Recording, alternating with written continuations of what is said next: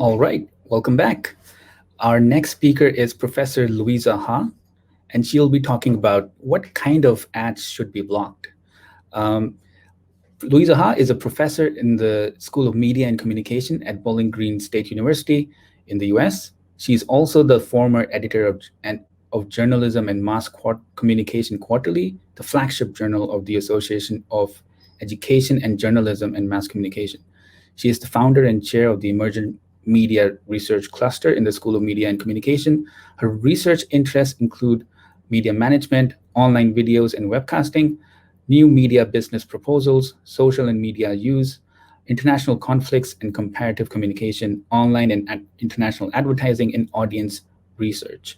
I'm really looking forward to her more normative theory of ad blocking.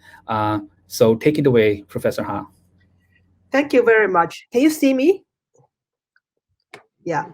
So first of all, thank you very much for inviting me to this summit. This is the first time that I joined the summit. And I know that there are probably a lot of you are technologically very savvy, much more savvy than me in terms of ad blocking. So I'm not going to talk anything about technical thing in the ad blocking business. Probably I'm not the best person to talk about it. But I'm looking at it from more academic perspective. How can we theorize about ad blocking, especially the legitimacy of ad blocking, and also how we look at ad blocking in the future with all this technology advancement and other changing media landscape. So my topic is called What Types of Advertising Should Be Blocked Towards the Normative Theory of Ad Blocking. And starting with that, I want to start with a poll. Can we have the poll show up? What advertising do you think is?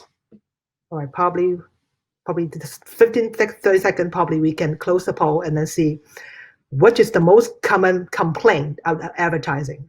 Okay, what's the result? Can I see the result? I cannot see it from here.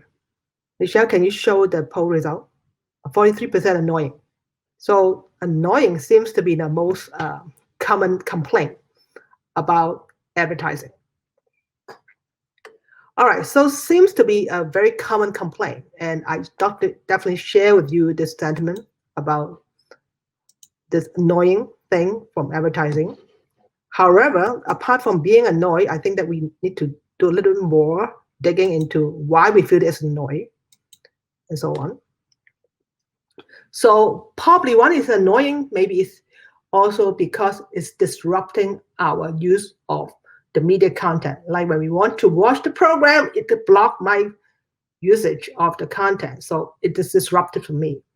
Actually, ad blocking, probably you can think about it as just advertising avoidance from the very beginning with TV commercials or magazines.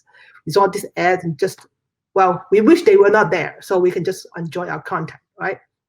So maybe it's just because it's disruptive, we don't like it. Or maybe actually I hate those content because they're all asking us to buy products and so on, and a lot of them misleading content. Can trick us to buy a product, something. Or maybe some of them actually have very offensive content, especially a lot of stereotype about gender, race, and other thing. I really feel that it's very offensive to me in terms of the values.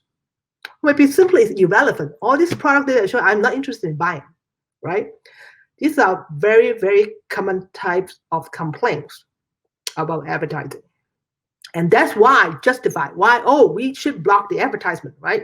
So that's why all you are here as blocker is because, well, probably you share one or more of these sentiments that this should be blocked because, well, we don't like that, so just block it. All right, this is a good argument. However, let's look deeper, the theory, the psychological theory behind us, why we have all this feeling. So why we want to block the ads and don't want to see the ads, there are two main explanations, theoretical explanation.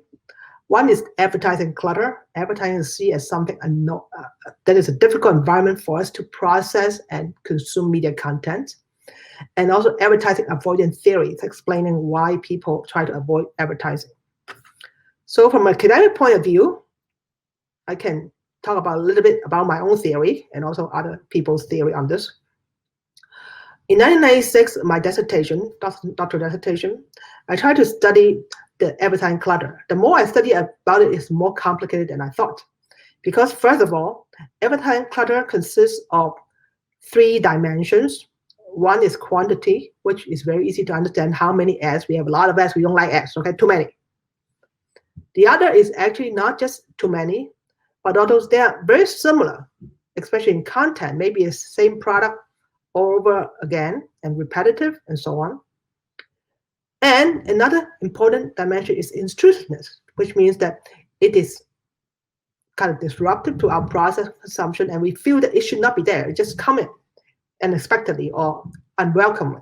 Okay, so these three dimensions of clutter, a lot of time they are in different situations different. Like for example, for some people, one ad can be very, very annoying as a clutter because of the intrusiveness of the ad, because on the middle, blocking me, especially pop-up, blocking my view. So one is sufficient to make it very, very disturbing. But in some situation, well, maybe they are a lot. They are just maybe, especially sometimes in a lot of advertising in some countries, especially the advertisement can only be between programs. But because they are only limited to between programs, there are 10 or 20 of them altogether, or magazine of 10 or 20 pages or 100 pages. Then just the quantity itself makes it very annoying. Just too many ads. Another thing is if those ads content are very similar, it also can create all this confusion. In addition, when we talk about advertising clutter, we also need to know that clutter is both actual and perceived.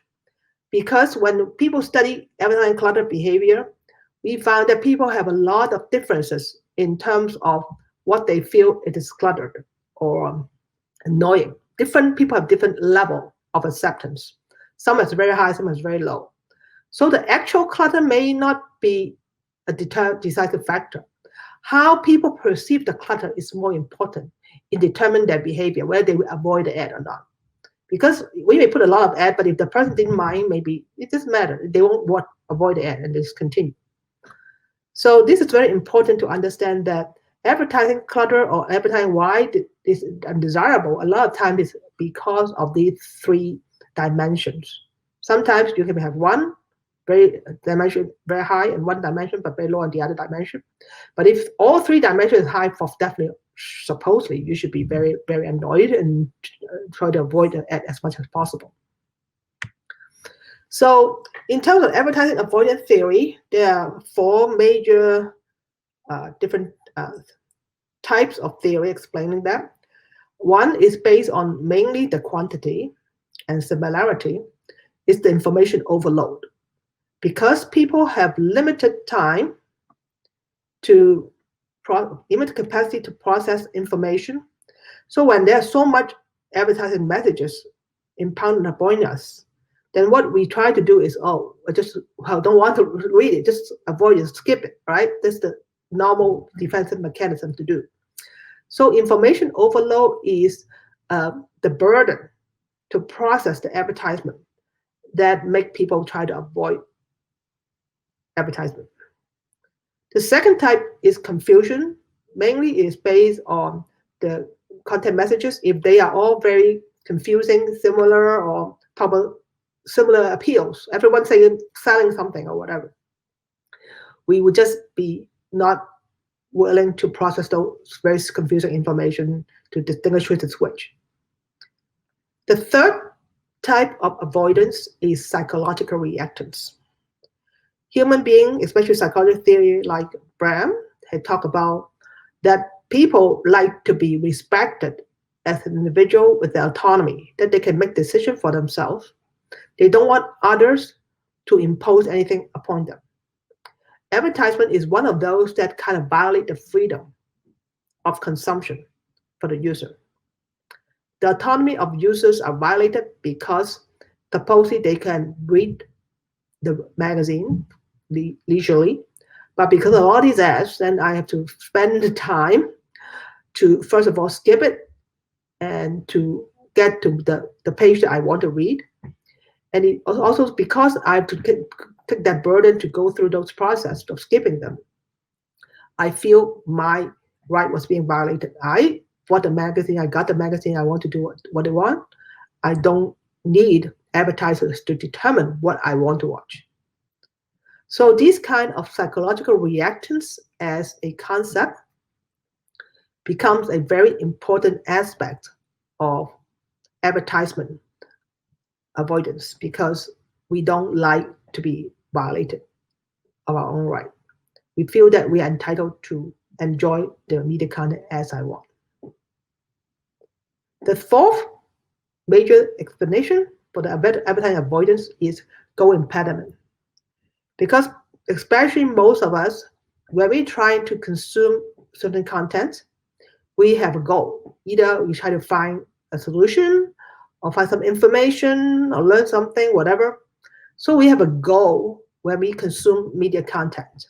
Even when we try to do entertainment, our goal is to be entertained by like the movie or the comedy or something, but not the advertisement. Our goal is not to consume advertisement. Our goal is to consume the media content. So by having advertisement become the obstacle, the hurdles for us to go through in order to go through the content.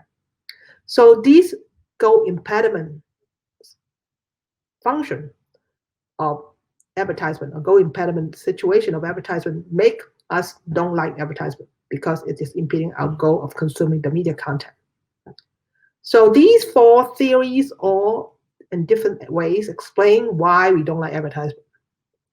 So the resulting feeling is annoying, but the process involved is these four major theories can explain either one or more of the reasons why you try to avoid advertisement. The reason why we have to understand people why they want to avoid advertisement is that ad blocking is the result, but ad blocking did not look at the reason yet. So we need to look at more the reasons why people are blocking the advertisement and do a better job in terms of doing the blocking in a more civil way. So the two questions that get back to us, because since most of you are doing ad blocking, so are we blocking advertisers for its disruptive format, or actually we are trying to block advertisers for its content or message? So we have to ask ourselves as kind of a reflection that we do the ad blocking. Then once we clarify what we want to do, then probably the technique that you want to block the ads would come along. So first of all, I want to go through the different types of online advertising formats, because different advertising formats have different level of annoyance to us or disruptiveness to us. So let's do the first one, pop-up ads, which probably maybe having the highest ranked in terms of annoyingness and disruption. We will try and consume something, and then suddenly something come up and block our screen, which is the pop-up ad. And usually we were not warned. Okay, this is always unexpected. The unexpectedness of the pop-up ads is probably one of the worst reasons why it is ranked the worst among consumers, that they hate it the most, because we don't expect it and just come up. All right, and then also it blocked the screen, and some pop-up ads really are very annoying in terms of that if you don't click on it or response to it, it didn't go away. So some really take a lot of your screen time until you take actions. All right, some are better just click the cross circle and then you're done. Okay, so these are all these issues are a big problem format in terms of why people want ad block in the first place, is that pop-up ads the one that violate the autonomy of the consumer the most and considered the most disruptive. So probably it may be a high candidate to be blocked because of that.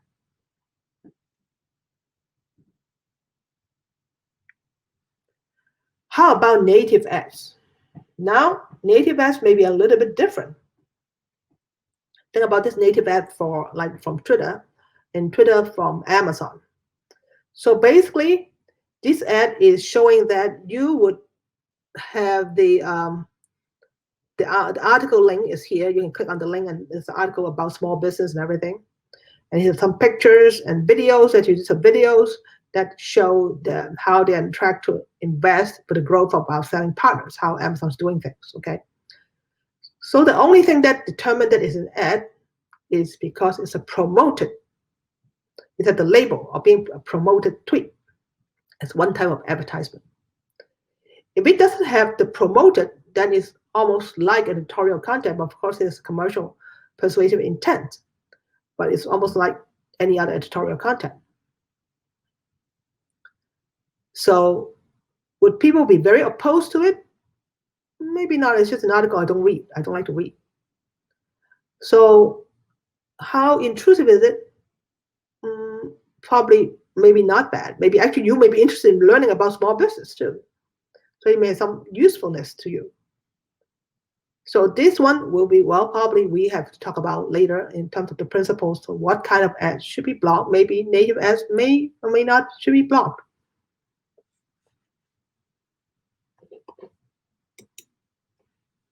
Banner ads, which probably is the most common one that we saw in various websites and also on mobile phones, screens, and so on. So showing a kind of different shape and style of banner ads, but this one is a mobile. So you can see that there's an ad here, like almost like the regular advertisement in the past. It has a picture and it also has a click. Then you can shop now has a direct response mechanism that people can click on it. So this type of ads is also very common. But if you are reading it, if the screen is on the one side, okay, assuming that there are other things that's here, then you can read. And probably it's not a big matter that is on the side. But it may be in the middle, then you may have a different view of it. So banner ads can be intrusive, but also it can be quite unintrusive depending on where it's being located.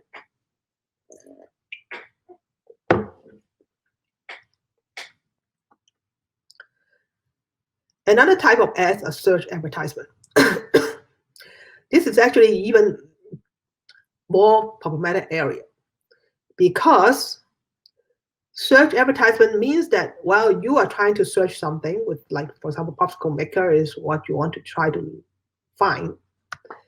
You can try to, when you type it, maybe you just want to find popsicle maker, how it works, okay? It may just be knowledge. You're not interested in buying a product. But Google and the advertiser assume that when you type popsicle maker, you want probably information, even products, such as popsicle maker. So they all come up with different brands of popsicle maker for you to choose. So they have all these ads related, and you pay. Of course, you have to pay for the listing for Google to put you on here and here and here, right? So these type of popsicle makers ad, for example, is based on your search result. If you don't type it, we won't show it to you. But since you have asked for it in a sense, so they give the ad to you. So should we block this kind of ad? Yeah, so that's another question that we have to think about.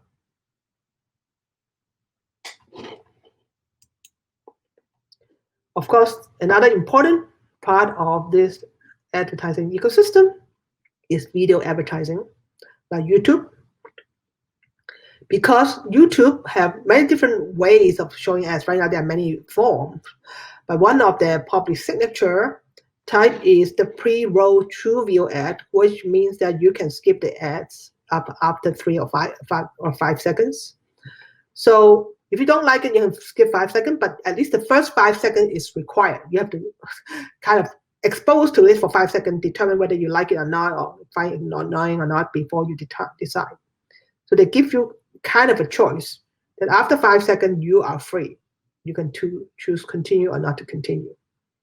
And of course, right now, YouTube also have other type of advertisement which you have to watch, sometimes even 2 commercials before you actually can watch the program.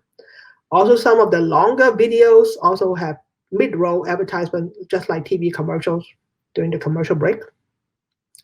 And also, you can also have ads theoretically after the commercial, but very, very few people would choose to do that because probably people will be gone already. You don't get the audience. So, but video advertising is very, very common now, especially people like to watch TV commercials, and some people like to watch TV commercials, so they want to put the format also online. So the video commercial online is kind of very similar to a TV commercial, maybe shorter, maybe longer, depends on the format. So, but because this advertisement gives you some option, remember, what YouTube is doing for this kind of pre-roll true view ads is that they give you option. When all these are given option, remember we talk about the theory about psychological reactance. When you are not given an option, you are very upset. But now if you're given an option, would you be as upset? So that is another question to be discussed. So at this point, what I'm trying to say is that advertising, especially online, come in all forms and shapes, which either the format has maybe have issues, the content may also have issues, depends on what kind of things you're trying to sell and so on.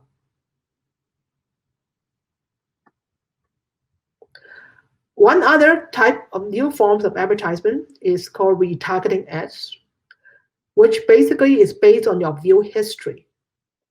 When you have viewed, for example, you have go to Amazon and look at this particular product, okay? And then after you left, well, you decided not to buy or something, whatever reason, okay, you decide not to take action. And then you move to some other site. But because Google or other site remember you, so it gave, when you go to the other sites, then sometimes it show up to you again. Or also, when Google, also when you do watch an advertisement on Google, you don't complete it. But if they see you as a reader target, they would keep on showing it. In next time you view YouTube, showing the same commercial to you until basically probably until you finish the commercial or the infomercial before you can leave. So it's another way also keep on persistently going after you until you watch the ad. But according to researchers, they found that retargeting ads are very successful. People, maybe they were half persuaded, not persuaded at the beginning, but if they see it again, it's a very high likelihood that they would really click and buy the product ultimately if you keep on pursuing them. So there's another theory about pursuing target. So let's get to my point about, well, probably now we may need to come up with some theory to establish some guidelines for ad blocking so that we can justify why we block the ad and how we should block the ad and what kind of ads to be blocked. So right now I'm talking about two types of theories of ad blocking. One is a normative theory of ad blocking, which is selective ad blocking. Another type is uniform ad blocking, which means that no matter what, anything that considered as ad should be blocked. All right. So my argument is that while advertising has different values to different people and the society, we should block those ads that have no value to the audience. Advertising is not inherently evil. It depends on how it's being presented, the format, and even the message. And ad blocking probably should be selective. We may not need to uniformly block all ads because we may lose then what we can gain by blocking everything without discrimination.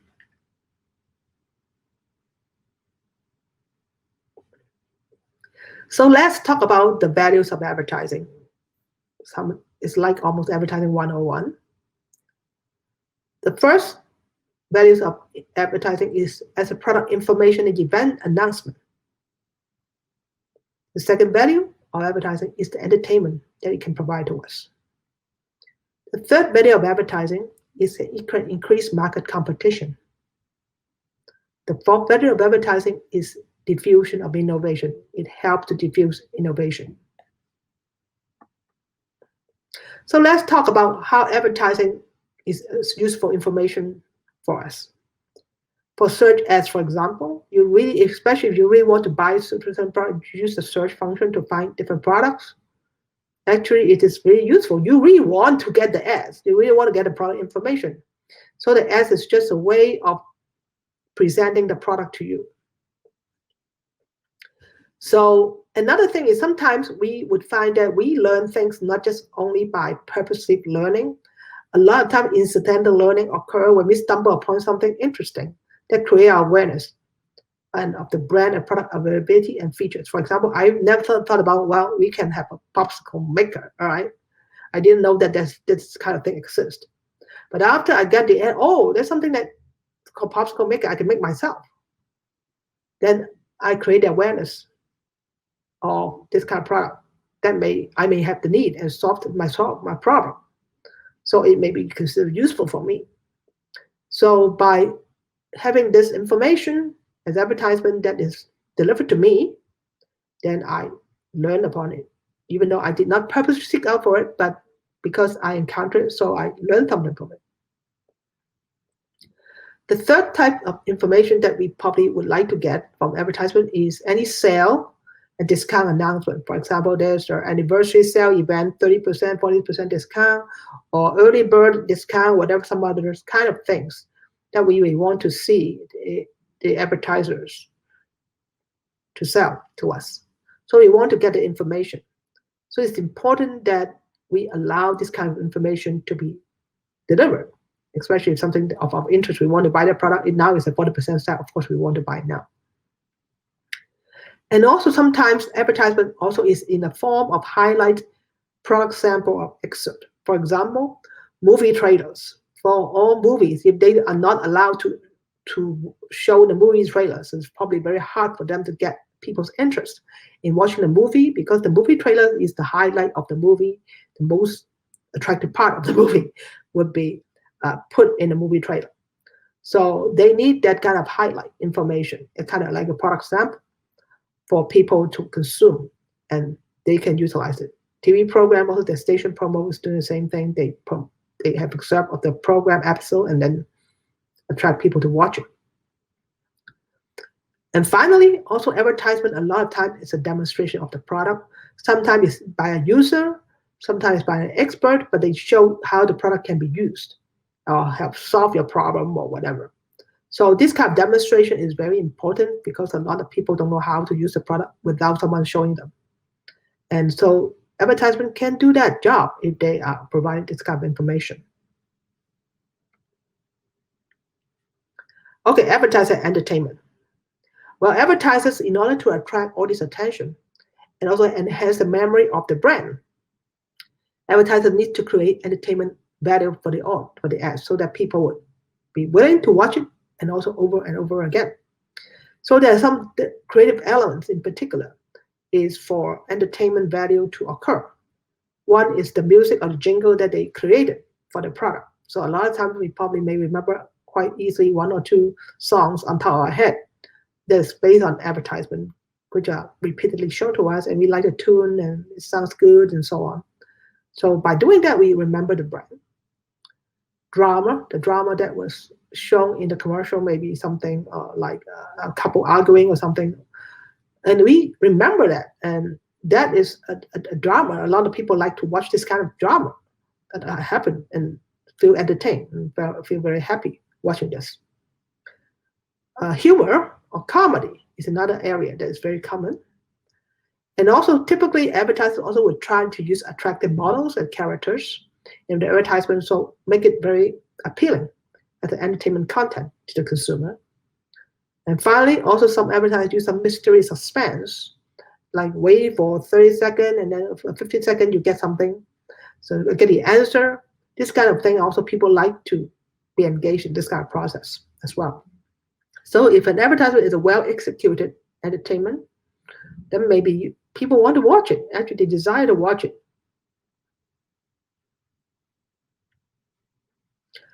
The third argument may be advertising increased market competition. Why? Because advertisement, everybody can advertise themselves as long as they're willing to do it and put the effort and money in it. So it can let consumers know the alternatives. Rather than the only brand that you're using right now, actually there are some other things out there that you can use to substitute. So having alternatives have forced the manufacturers and the retailers to lower the price to compete for customers. And there have been research in the past looking at a market that allowed advertisement and a market that did not allow advertisement. And what happened? We found that the price of the product in a market that allowed advertisement is lower because people have to compete for customers, and then they would lower the price because the customer know that there are alternatives out there. But in a market that did not allow advertisement, then they don't know. Then they would stick with whatever they have. So finally, importantly is for underdogs in the market, not the market leader, they can utilize advertising to help themselves to compete the established market leaders. A good example is Pepsi. Pepsi, without the advertisement, probably they won't be here right now. Advertisement, even though Coke is still the market leader, but advertisement really make them can be very close to the leader, even maybe surpass the leader by getting their message across. Finally, advertising can also facilitate innovation and diffusion. So advertisement, basically, because they're all put in mass-reach vehicles like TV programs or very popular websites, popular videos, so you can accumulate millions of people easily. All right. So that's the reason why advertising is so attractive to advertisers, because they could reach people at the same time, many people at one time. So if you have a new product, if you are able to advertise it, then people can know it very quickly, rather than a normal adoption that someone use it and then recommend someone to use it and recommend someone use it. Probably take longer. Then everybody know, oh, this new product exists, and then people also can discuss about it and encourage the adoption. The innovation, any new ideas of new products can be shown through advertising on the advantages and benefits of that product, features, and how they can solve the problems for the consumers. So this kind of information is very, very invaluable. And advertising itself, because of its mass reach, that's why it had helped diffuse new products and new items. Finally, pushing information and saves the search costs of consumer for new products, because without advertisement, it's very hard for consumers to know that a new product exists or competition exists. And then they have to find through many different other ways. They need to ask their friends who may or may not know the product, and so on and so forth, to know anything out there. So it can increase the search. Many people probably give up and probably don't bother to find alternatives, and then keep on using what they have, which may not be the best price or best appropriate item for them, but they don't know. So that advertisement has that kind of value that should not be totally ignored.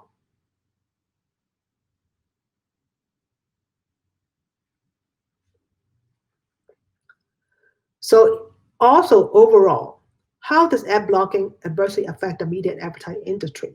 Because ad blocker had a good intention to block advertising for the consumers, but then there are also negative effects if we use a uniform blocking.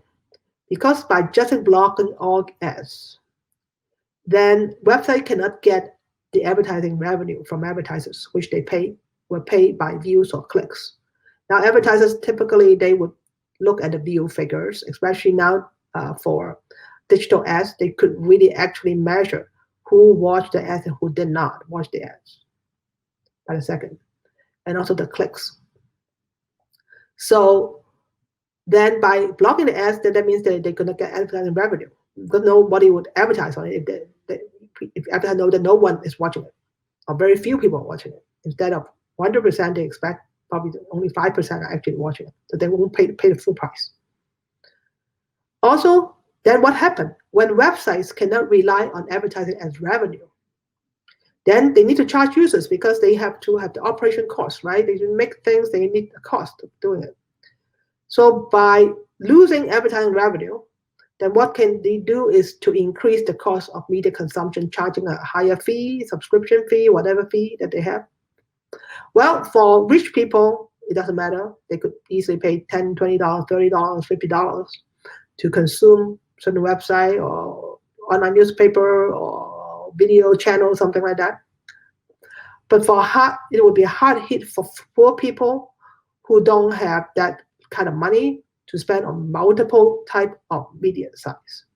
So that means that they would be limited on what they can get and what they can consume, because now majority or most of the sites are now not relying on advertising. And then advertisers also don't think advertisers would be kind of no way that they could help themselves. They could. Advertisers are going to use other non-advertising format to reach consumers using product placement, influential marketing, something that actually infiltrate to the content.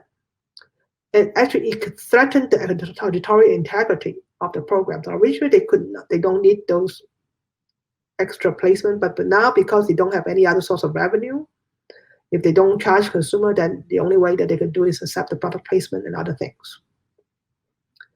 So it may not be actually totally eliminating advertising, but it's just making advertisement even much more subtle, one more different way of reaching the consumers.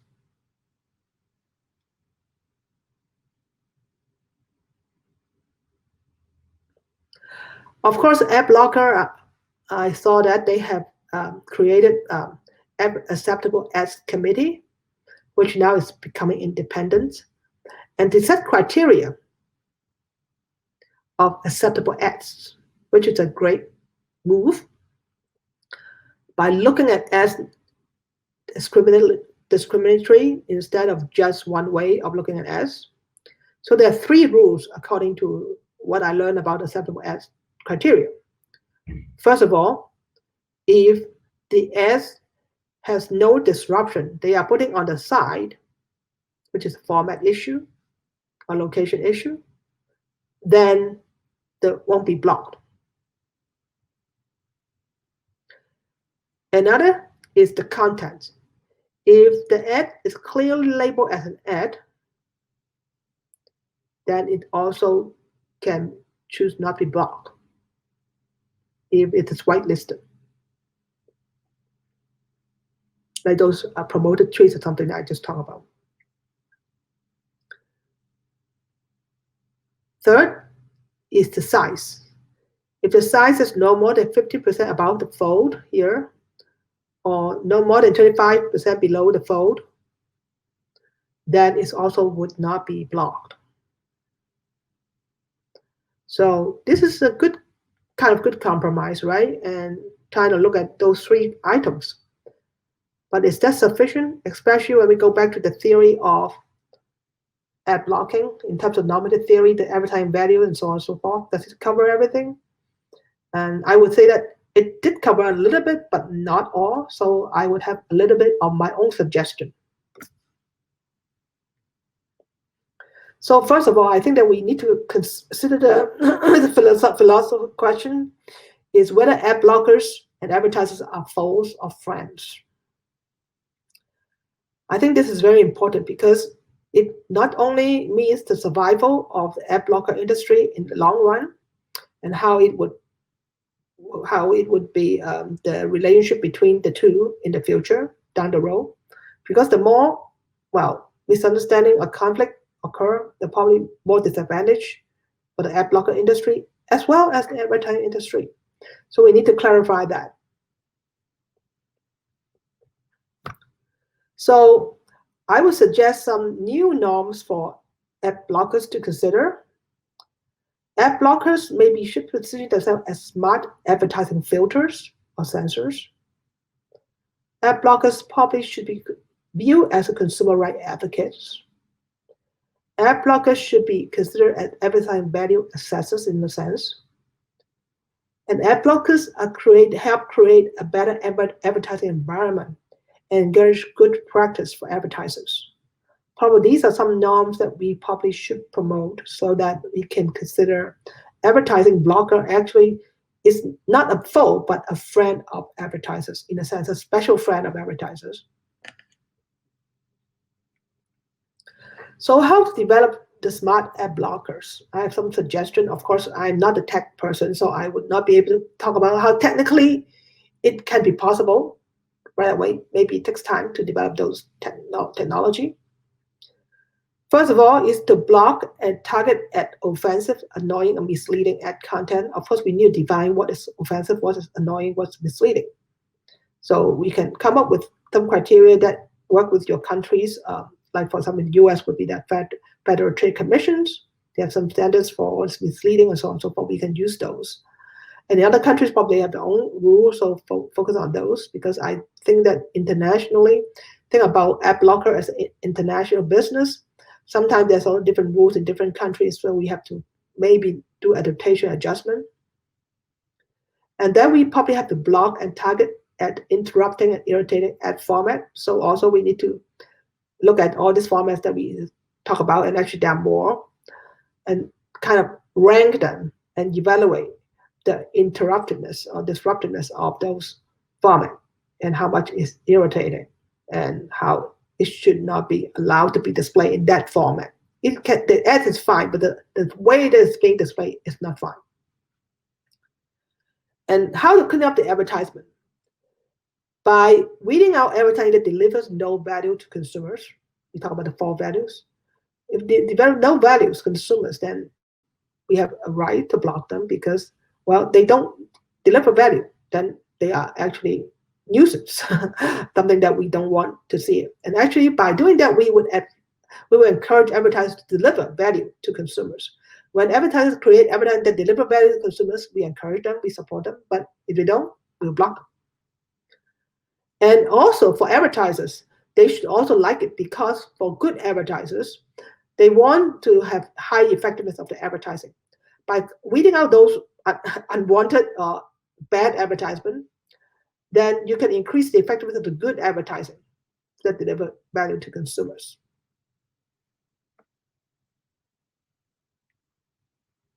How can ad blocker be consumer advocates? Well, ad blockers are using the power to block ads to punish unethical advertisers. We understand consumers' right and respect the choice to receive the ads they want. And when ads violate the consumer's right to consume content like pop-up ads or some other, then you block them. And we can create a blacklist of advertisers' ads that violate ethical standards, or a whitelist that do not violate ethical standards. Ad blockers will block them if they don't change their ad practices. And in order to do that, probably we have to do some crowdsourcing, so consumers can report and contribute to the list. Just like, for example, YouTube right now, they have a little thing that you can report the content to YouTube, saying that it's inappropriate for children or something, whatever, or false content, something. You can complain it. So after verification, then it may be taken off, or it may be considered ignored or something. So that kind of procedure is a daunting task. So that's why I think that it probably requires the cooperation of the advertising industry and the ad blockers industry and even the government in different countries to help create those type of standards.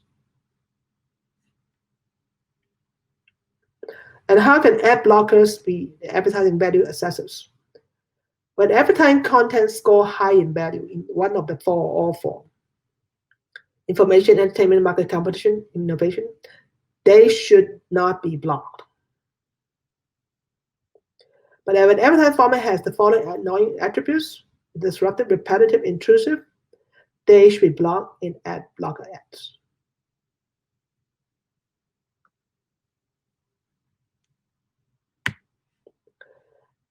Finally, I want to propose an ideal tier blocking system, ad blocking system, which give consumer options when they use ad blocking apps and software. And when we do that ad blocking system, probably we should consult with the advertising industry in setting the options, so that we are not creating a rival enemy, but we are trying to include them and collaborate with them in a friendly way but on the consumer side. The default should be tier 1, so which my tier 1 is you block ads with disruptive format only, pop-up mid-roll or something, and without proper labeling. Like supposedly they should put native ads like in tweets. If they are promoted tweets, they should add promoted or sponsor something. If they don't put those content, actually there is research about the FTC labeling of native ads and find that there are quite a number of ads did not do a proper labeling of the native ads, okay? So those types that did not put the proper labeling, which violate the acceptable ad committee standard, then those people would be blocked. So this would be tier 1. Tier 2 would be you block ads with low value and disruptive format. So that means that keep the ads that have high value and non-disruptive format.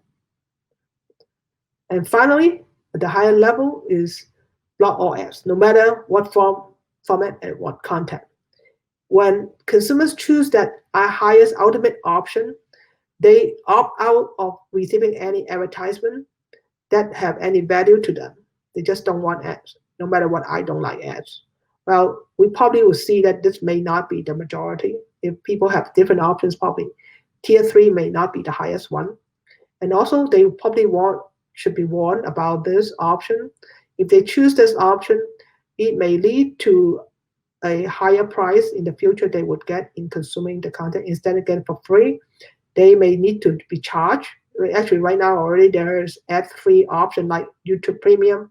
If you don't like commercial on YouTube, then you pay the premium. You can choose not to have ad at all. You can do that, but then this costs you more to consume the content. If this is what you want, then you have the option to do that, to choose ad-free, but you have to pay the premium. So they also should know that this would be the consequence. So I think that I'm using up my time, so I would end here and answer questions. And this is my contact information. I'm more than happy to share with you other research and reports that I've done on this type of research, this type of advertising clutter research and avoidance behavior. Thank you. Great.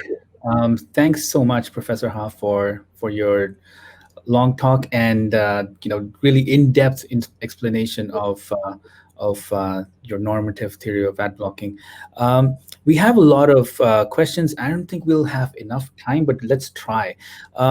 One question that we had was from David, which was about having another poll, or at least adding some options for another poll. Maybe we can do that, and while we're doing that poll, we can answer a few more questions. Afterwards, we can take a look at the results. So I would ask our team to add this poll to the polls option, and then let's see. Okay, so while we do this, well, let's go on to a few more questions. This one is by Torsten. If you skip a video ad, you have to be active. Does this interaction have an effect on the effectiveness of the ad? If your action is continue, that is good. Actually, if you choose not to skip the ad because you want to watch the ad purposely, that means that you are attracted by the ad. You want to do, probably is the highest quality experience that probably the advertiser want. Is someone who really like the ad and watch it. But of course, not all ads have that power to do that. So most of the times, it's probably people just skip the ads because they did not see the value in the first 5 seconds. Then, well, if they don't deliver any value, why would you continue? So you have an option not to continue then. So that's why what YouTube found is that many people are skipping the ad. First 5 seconds is not enough, or probably people could not see the value in the first 5 seconds. So then actually now more and more those mandatory ad format. You can see 2 commercials in a row or some others, and a banner, something that you cannot avoid. So yes, I think there was one question. I don't know where I should answer at the same time. Is, well, annoying ad is more effective, so that's why the advertisers are using it. Well, annoying in format, but not annoying in content. They can be annoying in because that's why we talk about the normative theory of advertisement, because advertising, maybe the format is annoying, okay, but if the derivative value, the other information or entertainment value, something like that, so maybe they should not be blocked because they are of some usefulness to people, right? So that's why the thing is that we have to think about how to balance it out, especially if people are not avoiding the ad in a way that advertisers worry about. Then they don't need to use those very annoying, disruptive format. So I think it is a balance. How you present your ad in a way that is attracting people's attention while not make them feel disruptive. So it's a fine line. I'm not saying that it's easy, but advertisers should try to do that because everyone is trying to block the media consumption so that they get the most impact, right? But it end up that people are avoiding the ads. Most people are avoiding the ads. So end up they may lose more audience. Especially ad blocker are targeted at those things because these are what most audience are concerned. So that's why I think that ad blocker and advertisers actually should be collaborating together to talk about these issues, to find ways that, well, people who can find the ad useful and valuable, and they should be able to watch the ads, right? But people find the ads practice problematic, disruptive, then probably they would choose not to watch you. Sorry, you choose that format, people choose not to watch you.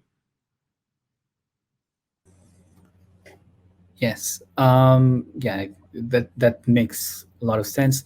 There's another question. Have you done any research on why people use ad blockers beyond seeing advertising? Could you comment on security and privacy, for example?